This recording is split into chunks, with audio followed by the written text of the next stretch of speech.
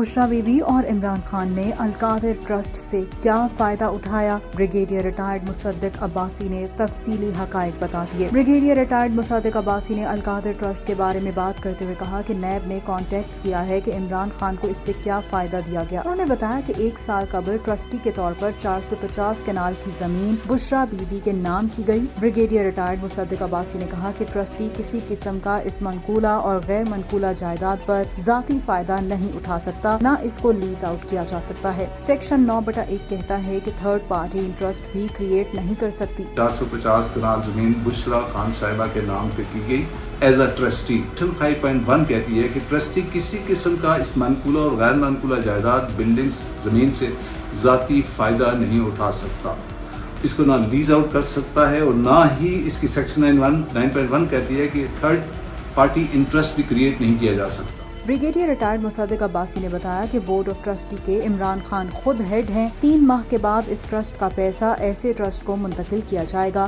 جو اس طرح کی سرگرمیوں میں انوالو ہو۔ القادر یونیورسٹی بنانے کا مقصد یہ تھا کہ قوم کے اندر انتشار کی وجہ سیرت نبوی سے دوری ہے، اس لیے صوفیزم اور کریکٹر بلڈنگ کی جا سکے، جیسے کہ نمل یونیورسٹی کر رہی ہے۔ 31 جنوری 2023 کی رپورٹ سے ثابت ہو گیا ہے کہ القادر ٹرسٹ یونیورسٹی سے نہ بشرا بی بی نے فائدہ اٹھایا اور نہ عمران خان نے، جس پر یہ مس یوز آف اتھارٹی کا کیس نہیں بنتا۔